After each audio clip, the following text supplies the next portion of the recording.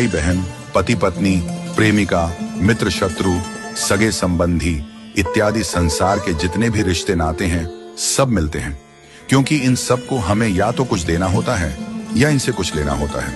वैसे ही संतान के रूप में हमारा कोई पूर्व जन्म का संबंधी ही आकर जन्म लेता है, जिसे शास्त्रों में 4 प्रकार का बताया गया है।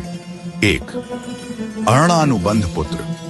पूर्व जन्म का कोई ऐसा जीव जिससे आपने ऋण लिया हो या उसका किसी भी प्रकार से धन नष्ट किया हो, वह आपके घर में संतान बनकर जन्म लेगा। वह अपना धन बीमारी में या व्यर्थ के कार्यों में तब तक नष्ट करेगा जब तक उसका पूरा हिसाब न हो जाए। 2. शत्रुपुत्र। पूर्व जन्म का कोई दुश्मन आपसे बदला लेने के लिए आपके घर में संतान बनकर आएगा। बड़ा होने पर वह माता पिता से मारपीट, झगड़ा करेगा या उन्हें सारी जिंदगी किसी न किसी प्रकार से सताता ही रहेगा। वह हमेशा कड़वा बोलकर उनकी बेइज्जती करेगा और उन्हें दुखी रखकर ही खुश होगा। 3. उदासीन पुत्र। इस प्रकार की संतान न तो माता पिता की सेवा करती है, न ही कोई सुख देती है। वह उन्हें उनके हाल पर मरने के लिए छोड़ देती है। विवाह होने पर यह माता पिता से अलग हो जाते हैं और उनकी चिंता नहीं करते। 4. सेवक पुत्र।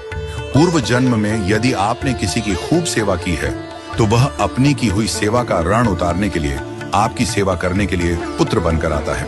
जो बोया है वही तो काटोगे। यदि अपने माता पिता की सेवा की है तो ही आपकी संतान बुढ़ापे में आपकी सेवा करेगी, वरना कोई पानी पिलाने वाला भी पास न होगा। आप यह न समझें कि यह सब बातें केवल मनुष्य पर ही लागू होती हैं। इन 4 प्रकार में कोई भी जीव आ सकता है। यदि आपने किसी गाय की निस्वार्थ भाव से सेवा की है तो वह भी पुत्र या पुत्री बनकर आ सकती है। यदि आपने गाय को स्वार्थवश पालकर उसके दूध देना बंद करने के पश्चात उसे घर से निकाल दिया हो तो वह ऋणानुबंध पुत्र या पुत्री बनकर जन्म लेगी। यदि आपने किसी निर्दोष जीव को सताया है तो वह आपके जीवन में शत्रु बनकर आएगा।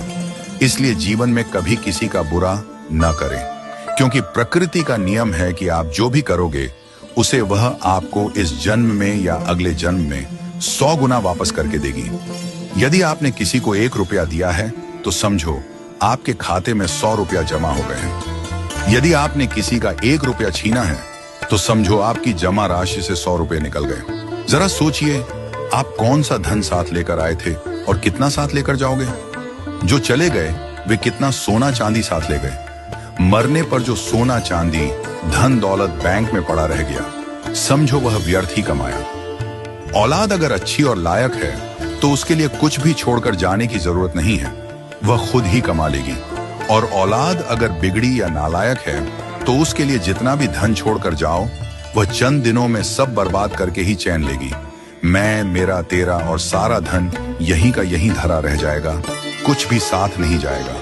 साथ यदि कुछ जाएगा भी तो सिर्फ अच्छे बुरे कर्म ही साथ जाएंगे। इसलिए जितना हो सके नेकी करो,